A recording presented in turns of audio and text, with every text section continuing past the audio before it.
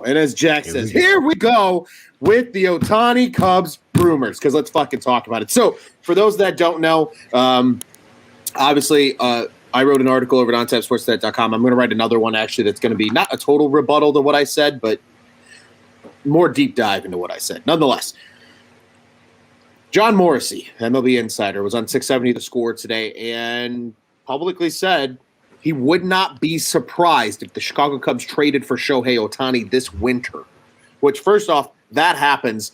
I'm not saying I'll go dive in the snow and take a shot of Malort, but I'm saying I might go dive in the snow and take a shot of Malort if that happens.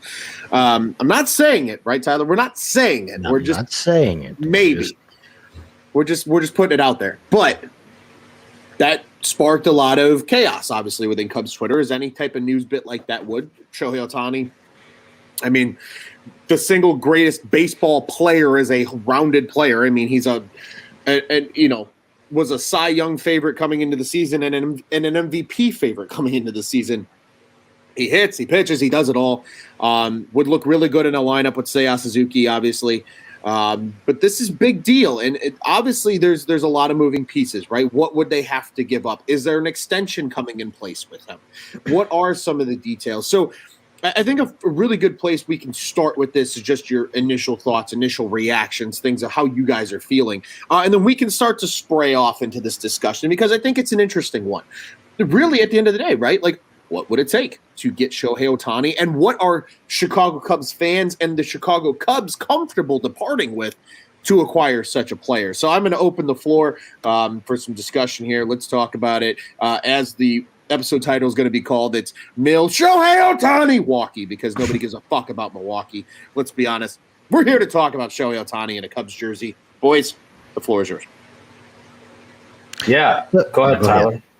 So the fact that, he says that he would not be surprised. I'll tell you this. I would be surprised if there was one team. I would be shocked if every team this offseason didn't call about Shohei Ohtani.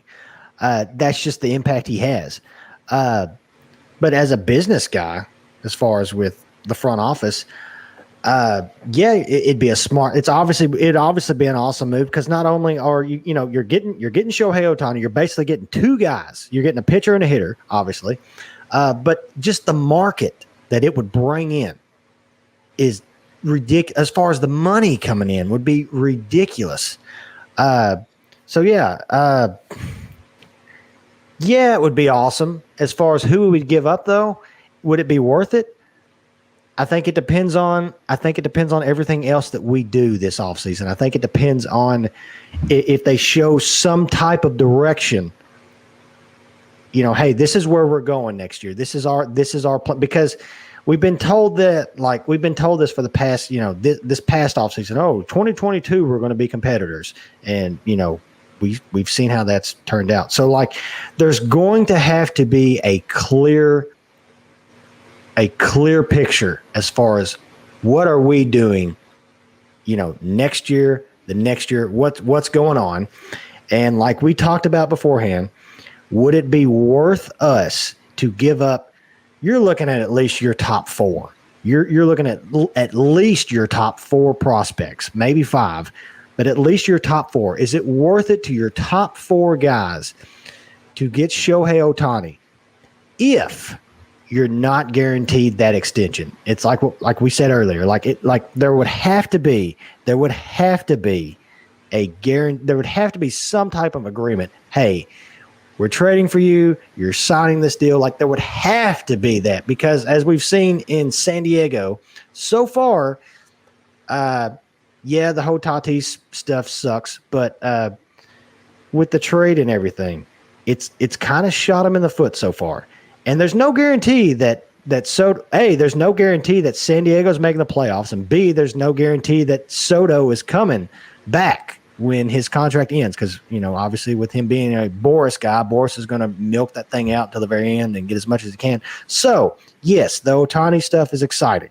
I would love to have Ohtani on this team. With that being said, it's going to take a lot, as far as it's going to take a clear picture as far as what our goals are, what are we doing, and who's it going to cost? What's it going to cost? And yeah, so like I said, I would love to have him on this team, but I don't want them to shoot themselves in the foot in the process of doing it. Yeah. Joey, go ahead. Yeah, 100% agree with you. If you're going to trade for Shohei Ohtani, you need to make sure that there's something in place, that there's an extension. And I do believe that the Cubs are a team that if he comes here, if you trade for him, I believe he will sign an extension with the Cubs. They're one of those teams that you get here, you fall in love with it. He's playing alongside Seiya, right? Like the Cubs were like one of the finalists in the runnings for Shohei to begin with, right? They almost signed him. So, I mean, like, I do believe that it won't be hard to sell an extension for Shohei Ohtani. Now, that said, you're talking about what you actually are giving up in your system, which you fought so hard to build to this point, and you have traded beloved players in this town, beloved players in Chicago, legends forever in many people's eyes, that you traded for to get prospect capital. And I'm not saying that means a whole lot when you get a guy like Shohei Ohtani, right? You're bringing in potentially a future Hall of Famer just by what he's doing, because it's just nuts. Like, just nobody does that. My whole thing is I don't want to give up the top 4 prospects in the system, top 5. We've talked about on several occasions on this show how they're probably going to have to move prospects with the Rule 5 eligible players. It's just probably going to happen this offseason because you can't keep all of them, and you're not going to try to pass all those guys through to avoid the draft there. So I do think that there will be some moves as far as prospects go, but I don't know necessarily that you need to trade high-level ones to get where you need to go. I'm not saying I don't want Shohei either. I would be absolutely thrilled. The Cubs get Shohei Ohtani just like Ron. I'm probably doing the same thing. You can bring over the Malort to my house, Ron. We can jump in the snow together and make snowmen and throw it snowballs at cars or whatever, you know. But like, yeah, we probably shouldn't do that last one, but it would be fun. Anyways, that's what happens when you're drinking. You do dumb things. But I do think though, it's one of those things where he's not guaranteed to sign, so you have to get that agreement. But at the same time, if you wait, the Angels might get desperate and trade him anyways and try to take back the best, return on him. But he's not guaranteed to sign with those teams. So he could potentially come back in 2024 as a free agent. Mm-hmm. Now you're not giving up the prospects. Is that likely? Probably not. I had a great conversation on Twitter with Greg Zumach, who does great work for Northside Bound. We were talking, going back and forth, and he thinks it's not likely that happens. Like, any team trading for him is going to extend him. And I do agree, but I think there are situations where he could say no, right? Like, we're not guaranteed that Juan Soto is going to sign that extension. Like you said, yes, he is a Boris guy, so that plays into it. But there's a lot of things to consider here. So I'm not off of it. I just don't think you're not going to be able to give up the Rule 5 lower level.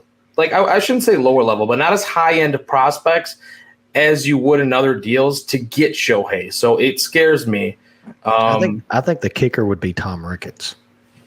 And the reason I say that, not to interrupt you, but so Jed, I think Jed is more level-headed. I think he would be the type that would think, okay, kind of asking the questions, saying the things that we're saying right now. Is it worth it to, let's see what we have here. Is it worth us? Is it worth it to us to get rid of that? I think the kicker would be I think the kicker out of all this would be Tom Ricketts, because we see how the Angels are. We see how the Angels have treated their organization so far these past 20 years. They have arguably the 2 best players in baseball, and they've talked about wanting to sell their team. That's how bad it's been ran. And we've heard the outcry of all the baseball fans talking about how they this organization has screwed over Shohei Ohtani. And we've heard it all nonstop. We've also heard from our fan base how Tom Ricketts has been as far as at the beginning of the offseason. We all, I myself included, we've all bitched about Tom Ricketts and just some of the things he's done, some of the things he said. Imagine This is why I say Tom Ricketts would be the kicker, because I think Tom Ricketts would look at Shohei Ohtani, and it just in his mind he sees dollar signs, because as soon as Shohei's over here, the whole Japanese market, that whole market comes to Chicago. You got two of them. Money. You got all two of that. them. Yes, all and you that. could bring over another pitcher, a very high pitcher too, this offseason. And so in his mind, he could think, wait a minute, I'll give up my 4 best prospects to get this guy, because whatever he wants to say, we're going to be better, we're going to compete, whatever. We all know what it really would be is, this is, yes, so much more unreal. So the kicker would be Tom Ricketts, because like, hey, Tom, look, I get it. You see dollar signs, but does that mean, is it worth it, to give up those 4 or 5 prospects that we give up? Is that going to get us closer to a ring, or is it going to get us farther away? Either way, it's Chicago. We're a bigger market than the Los Angeles Angels. People are going to show up. People are going to fill that ballpark up every single day to see Shohei Ohtani play and pitch and everything like that. So in his mind, he's going to see all this money. I just hope that Tom Ricketts doesn't get tunnel vision and says, listen here, Jed, we're doing this deal. I'm pulling the trigger, blah, blah, blah. He's ours. I just hope that's not the case. And then later we're in the same boat, because you can imagine if it fails, if Shohei comes over here and God forbid he shits the bed, whatever, because we've seen it when people move places. It's different, LA Angels, there's not as much pressure as Chicago. There's not, in larger markets, in other markets like New York. So God forbid he comes over and is just a shell of what he is right now. God forbid that happens. You can imagine the hatred from Cubs fans towards ownership. Why did you do that? You can just imagine it'd be awful, be crazy. And you could have just extended your own guys, is what. Yes, you could have extended it. Yes, yeah, exactly. That would come back to shoot them in the foot, because of the currency of prospects that you're giving up. And then you would see the sell the team. You would see that. You would see those posters. Sell the team. Trade up Shohei. Yeah, you would see it. For Cubs fans that don't know, we are seeing that on the south side of Chicago. Just wanted to throw that little jab in there. But continue, please, Joey. I think you brought up some great points too there, Tyler. And like something to consider here also is like, he had trouble staying healthy as a pitcher. Like before, when he first started out here, right, in the majors, in USA, he had some trouble staying healthy as a pitcher. And then we weren't really sure, like, is this ever going to come together? I was one of those guys that was saying, maybe you just pitch in relief and you hit, because he was dynamite. He was still hitting the ball all around the yard. He was great offensively. Now, if what you're paying for, not only in trade capital, prospect capital, but what you're paying for as far as an extension goes, what it's going to take to keep him around here, you're talking about, you are banking on him to be that two-way guy. Yes, you're not paying him to be a one side of the fence or one side of the spectrum player. So if he comes over here, if there is, I'm not saying I want this to happen. I'm not saying it's going to happen. Of course, I don't want it to happen. But there's a potential, there's a realistic possibility that he could have some injuries down the road and have to stop pitching or something crazy like that. And look, you're talking about, this is going to be one of the most expensive player probably in history, because he's a two-way player. As far as, I don't even want to know what that contract is going to cost. Could be 50 million a year. You know what I mean? This could be an insane contract, paying him to be a two-way guy. You're talking about, instead of paying Shohei Ohtani, why don't you go and pay a big name shortstop, a big high-end pitcher, go trade for a big high-end pitcher, and then you don't have to put all your eggs into one basket. There's a lot to consider here. You put him in a playoff. You put him in a playoff position, or as far as a team that could possibly make the playoffs to compete and stuff like that. He's going to be throwing more. I'm not 100% sure, but I want to say with the Angels, hasn't he already missed a few starts? Just kind of like, we're going to rest you a little bit. Maybe I'm not 100% sure on that, but like. Well, they were doing that 6-man rotation. I'm not sure what's going on. Like, I haven't been following. And not every team might. I don't know if that's like an agreement he makes with, whoever he signs with. Hey, we would like to do a 6-man rotation, but who knows? Like, maybe he sticks to a 5-man rotation. There's no telling. Like, I'm kind of leaning towards, and I'm sure you guys would agree, what we're seeing of Ohtani now, we're not going to see that. That's not going to be a thing throughout his whole career, I don't think. I think eventually, at least with the arm, I would love to see it, but at least with the arm, it's going to go down a little bit. Look at, what is he, 28, 29? 28.